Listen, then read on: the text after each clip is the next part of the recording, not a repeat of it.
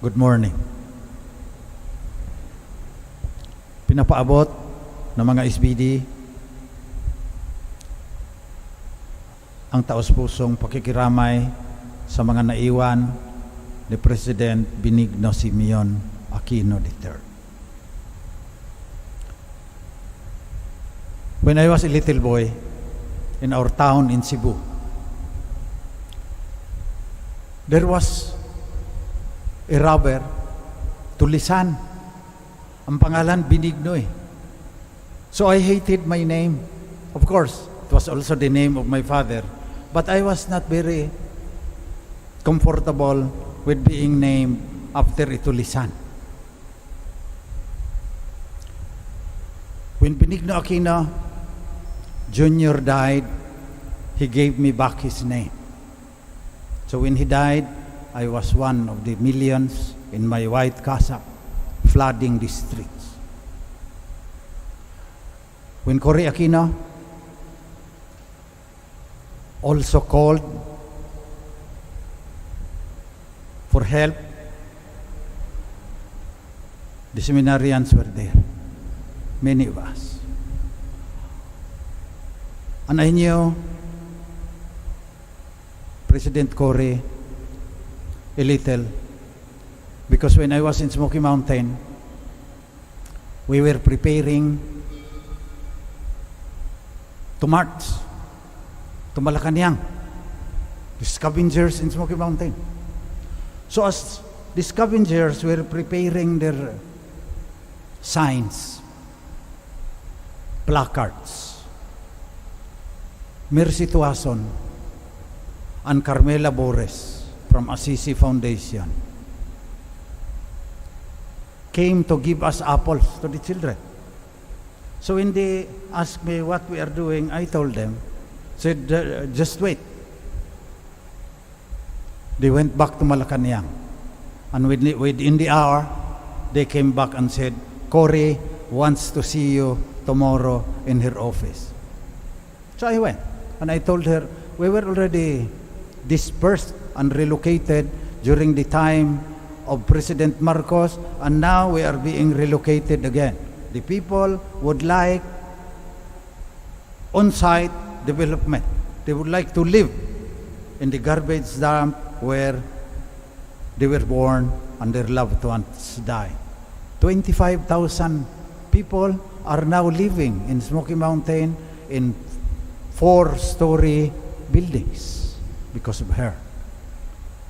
I was also given the Ninoy Aquino Fellowship Award by the United States Embassy. Every year, two Filipinos are given that honor. So I got to see President Cory regularly, makipagbiruan sa kanya. President Noynoy, I only met a few times in official functions. I never got to talk to him personally. But that's what colors my judgment about his presidency. We always see things not as they are, but as we are.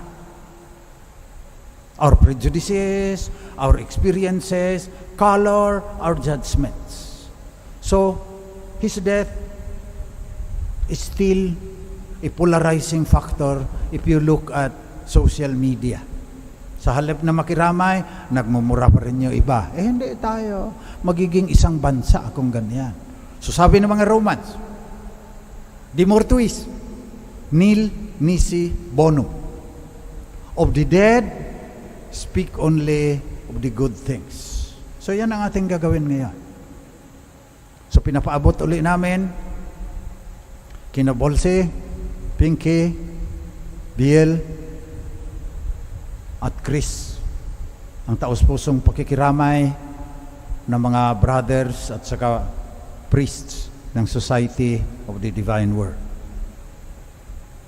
At ang pagsapan natin ngayon, si Noynoy parang yung sa gospel na binasa, unless a grain of wheat falls to the ground and dies, it remains just a grain of wheat. But if it dies, it produces much fruit. So let history judge kung ano talaga ang tunay na nagawa ni President Benigno Simeon Aquino III. Tanggalin na natin yung lambong ng ating mga karanasan at mga paghuhusga na minsan masyadong emosyonal. At pag-usapan natin yung ating sarili. Kasi nagkakagulo na naman tayo. May eleksyon na naman. Nakalimutan minsan yung COVID, nakalimutan minsan yung pagbagsak ng ekonomiya, kakalimutan yung climate change na marami pang papatayin kaysa COVID-19.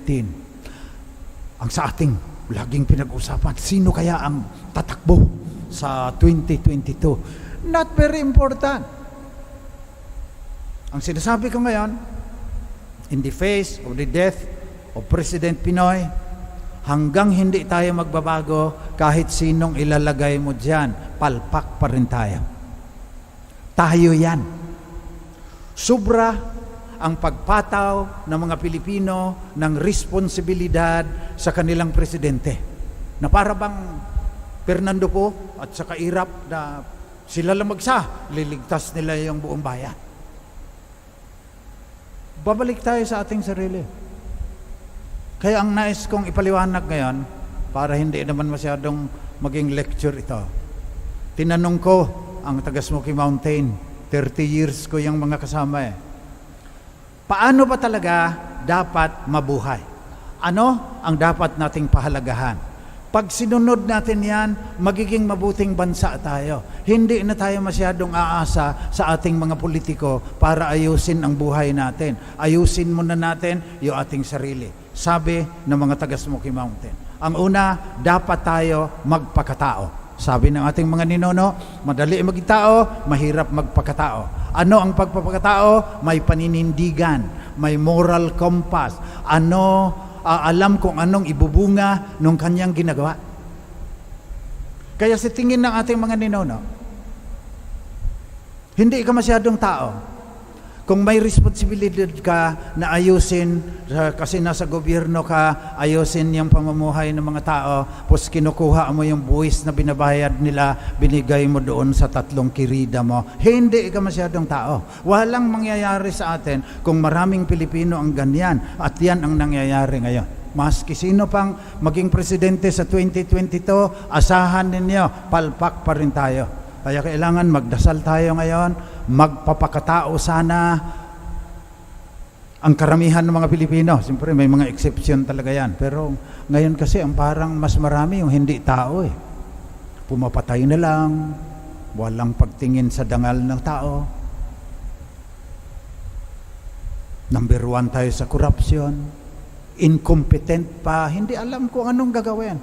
Magsasabi ng ganito na pulisya, kinabukasan, iba na naman. Magpakatao tayo, mga kababayan. Maninindigan tayo kung ano ang mabuti at masama.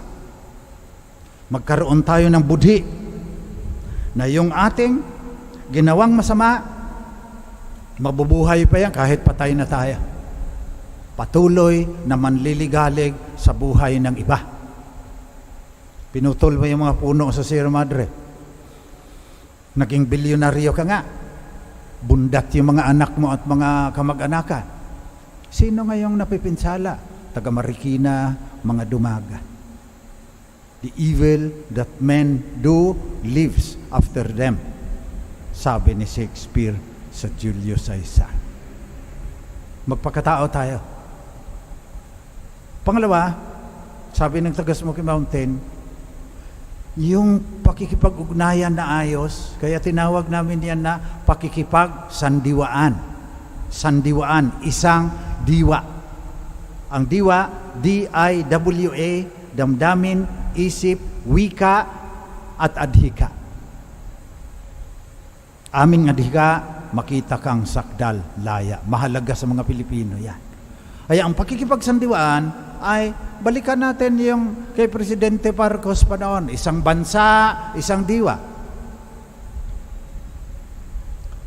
Ang ibig sabihin ng isang diwa, kakaisa sa damdamin, kakaisa sa isip, nagkakaisa sa wika, kahit iba-ibang mga dialect yan, nagkakaunawaan, ang ibig sabihin, at nagkakaisa ng adhika para sa bayan, para magiging malaya politically and economically. At hindi natin kaya yan dahil ang bigat nga ng puso natin. Pati mga psychologist na hindi naniniwala sa Diyos, alam na ang hirap nating makarating sa katotohanan dahil kinukulayan ng ating karanasan, pagpapahalaga, pati ng ating mga biases and prejudices. Kailangan natin ng Diyos para tayo magkakaisa. Kailangan natin ng Diyos para we will become all that we should be. Para maging lahat tayo na dapat tayong maging, kailangan natin ang Panginoon. Kaya nakalagay sa ating saligang batas, Almighty God. At ang pangatlo, sabi ng mga taga Smoky Mountain, pagkamakasaysayan. Isaalaala mo ang nakaraan, isa puso mo ang ngayon, isa diwa mo yung bukas. Kaya para magkaroon ng saysay ang buhay mo sa paglalakbay mo sa kasaysayan. Kaya ang pagiging makasaysayan ay tumulong ka na mapabuti yung daigdig. You leave a legacy. That is the meaning of your life. That is your sense of purpose. At nangyari yan sa buhay ni Presidente Pinoy. Yung kanyang mga ginawa, hanggang ngayon, nakikita pa natin. Kung may mali man siya, pasa Diyos na natin ngayon yan. Ang atin, kailangan magiging isang bansa, isang diwa tayo. Mga mamamayan na nagpapakatao, nakikipagsandiwaan, at nagiging makasaysayan. Hindi nabubuhay para sa sarili lang, hindi ay iniisip, ano kaya ang pamamaraan para mapabuti ko itong bansang ito? Ano kaya ang dapat kong gawin para maalaala nila ako pag namatay na ako? Ano ang aking legacy? Ano ang aking maiiwan sa dami ng bigas na kinain mo mula sa bansang ito? Sa daming hayop na pinatay para makarating ka kung saan ka ngayon, para mabuhay ka. Suklian mo naman. So yan ang ating ipanalangin po ngayong araw na ito. Panalangin natin si Presidente Pinoy. Kasama na rin si Ginoong Aurelio Crisostomo, ang ama ng Shrine Rector natin.